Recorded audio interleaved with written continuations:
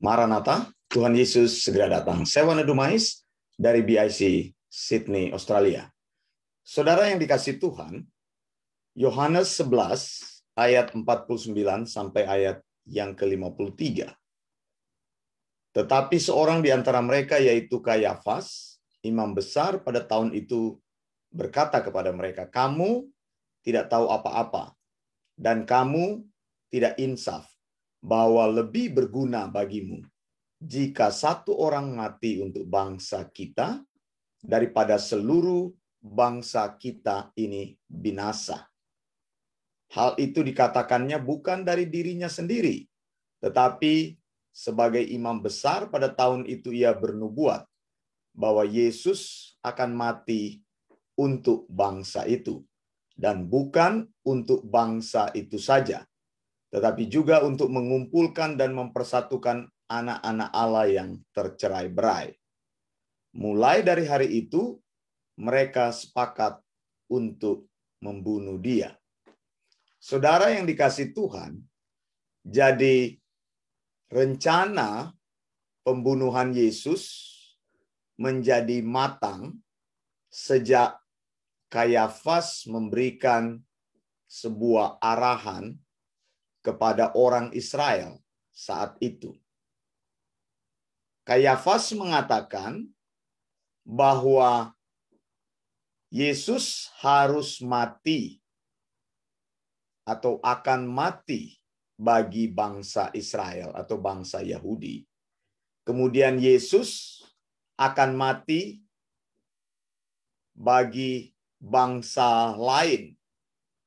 Gitu ya. Ini adalah nubuat yang disampaikan oleh Kayafas, dan nubuat ini kemudian ditafsirkan oleh Yohanes, sang penulis Injil Yohanes. Saudara yang dikasihi Tuhan, kenyataan ini menolong kita untuk melihat bahwa ada dua hal utama dalam nubuatan imam besar Kayafas. Pertama, memang Yesus harus mati dan akan mati untuk bangsa Israel, orang Yahudi.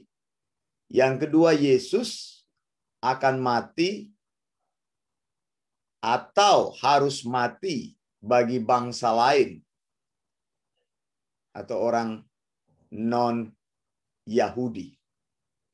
Saudara, nubuat ini sebenarnya sangat lengkap karena bicara tentang kematian Yesus yang berlaku bagi orang Yahudi dan kematian Yesus yang berlaku bagi orang non-Yahudi.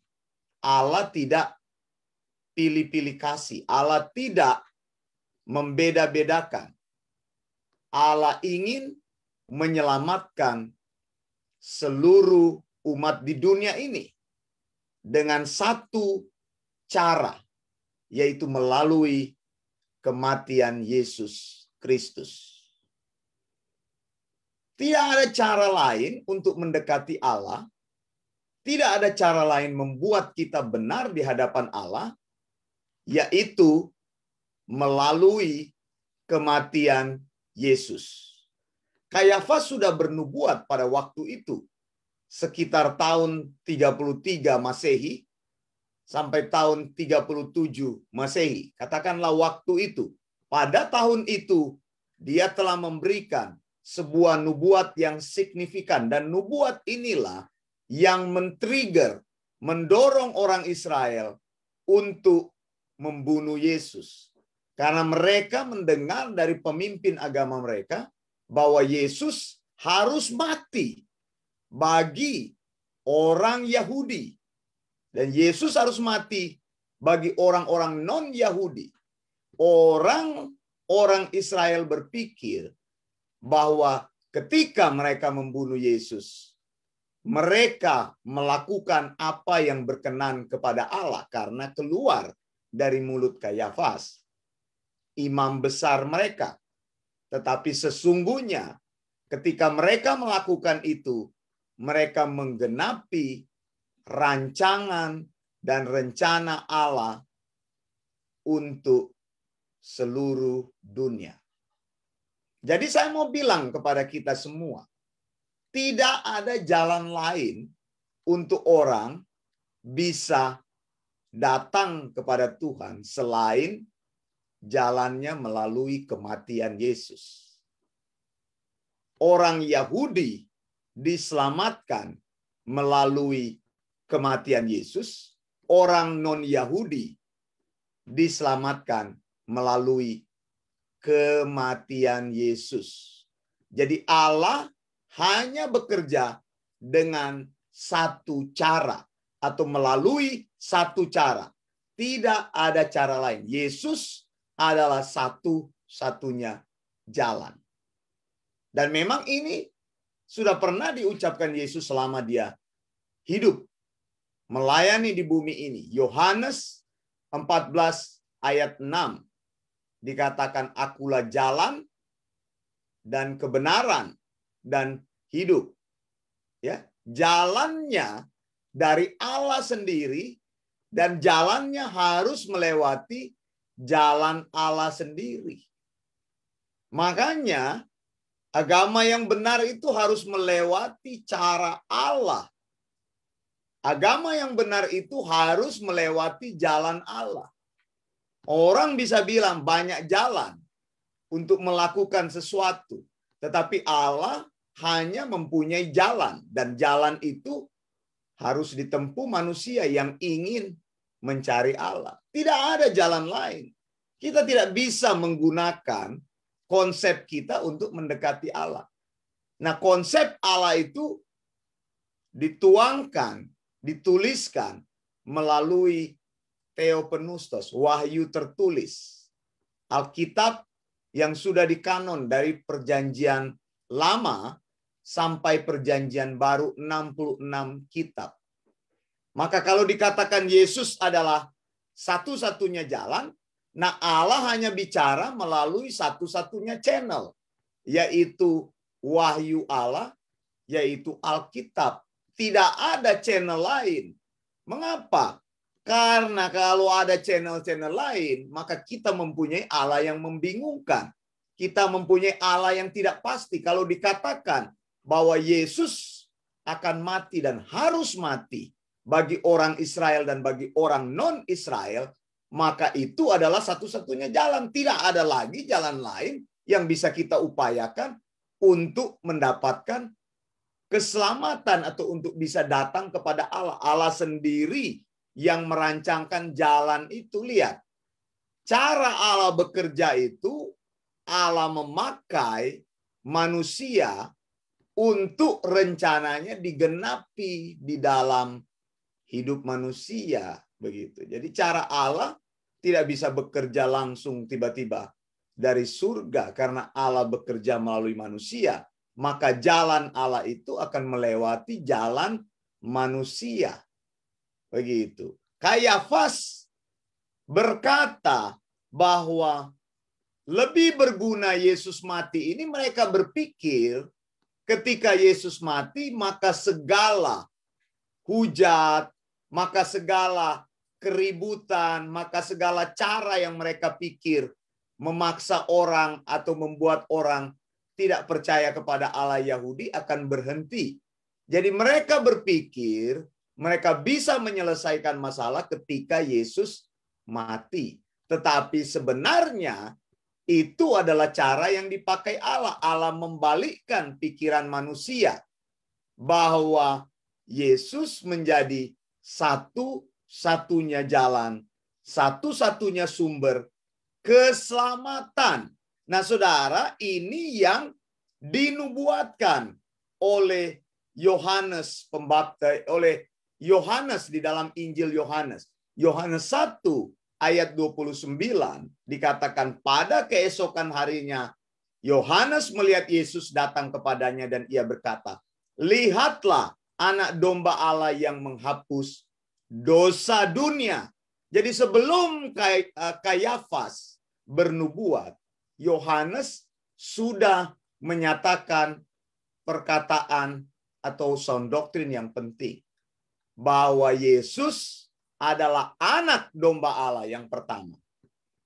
Istilah anak domba Allah kan ini adalah domba yang dikorbankan. Tadi Kayafas bilang, lebih berguna satu orang mati. Jadi Yesus dianggap sebagai tumbal. Begitu. Orang-orang kan penyembah-penyembah berhala selalu begitu kan. Mereka untuk mendekati Allah mereka berpikir harus memberikan tumbal.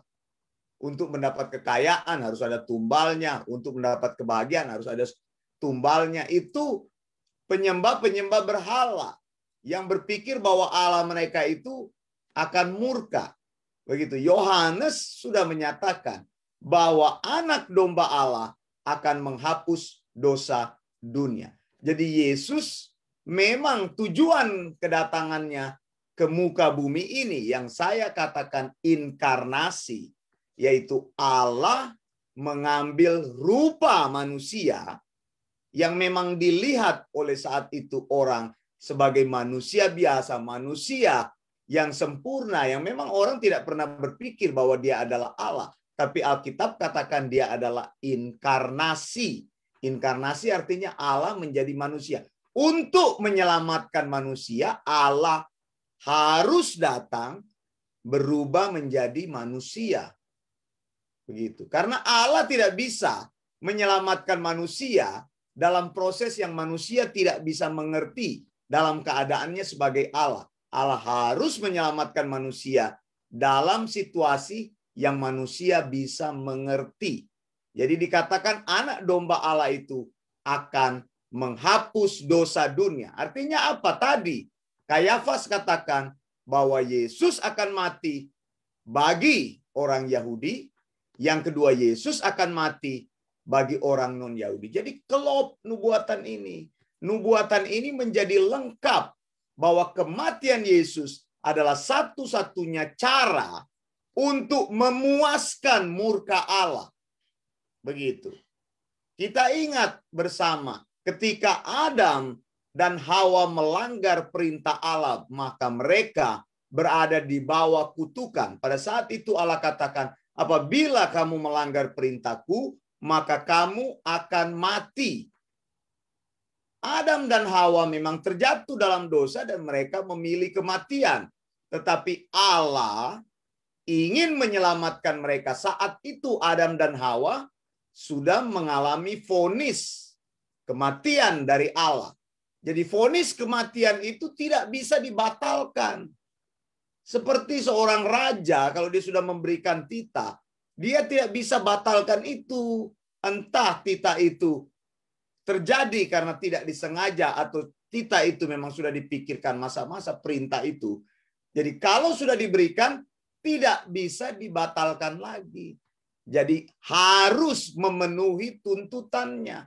Nah, Allah sudah memberikan vonis kematian. Sejak Adam dan Hawa berdosa, setiap manusia akan mati. Artinya terpisah selama-lamanya dengan Allah. Bukan hanya mati secara jasmani. Bukan hanya habis di dunia ini kehidupannya setelah dia mengalami segala kesibukan-kesibukan di dunia ini yang kita lihat orang hidup akan mati. Tidak. Tapi kematian yang dimaksud ini adalah terpisah selama-lamanya. Dan kematian ini adalah kematian yang disebut dengan hancur sama sekali.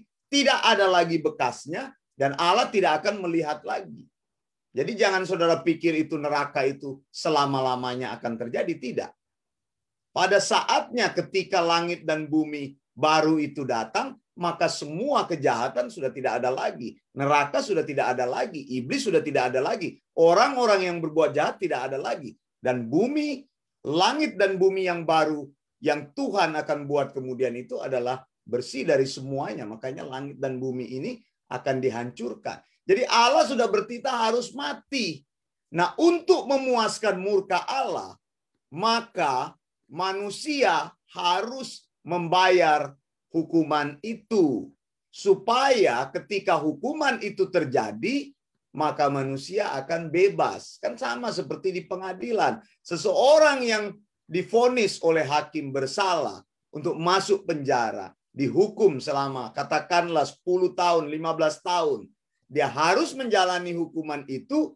Ketika hukuman itu dijalani sampai tuntas, maka dia keluar dari penjara itu menjadi orang yang bebas. Hukuman itu tidak mengikat lagi dia.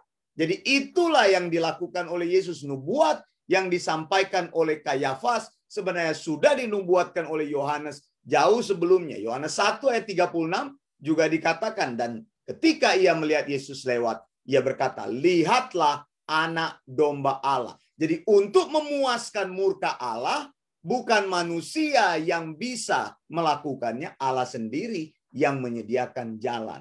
Karena itu dikatakan, akulah jalan dan kebenaran dan hidup. 1 Korintus 5 ayat 7 dikatakan, buanglah ragi yang lama itu, supaya kamu menjadi adonan yang baru. Sebab kamu memang tidak beragi, sebab anak domba Paskah kita juga telah disembelih, yaitu Kristus. Jadi Yesus mati tepat pada hari Paskah orang Yahudi. Dan ingat, saya sudah pernah menyampaikan, di dalam Keluaran 12, itu adalah Paskah pertama yang dilakukan oleh orang Israel. Mereka menyembelih anak domba korban. Sebenarnya penyembelihan anak domba korban yang darahnya diambil untuk disapukan di tiang pintu, itu adalah sebuah type yang akan menunjuk kepada anti-type.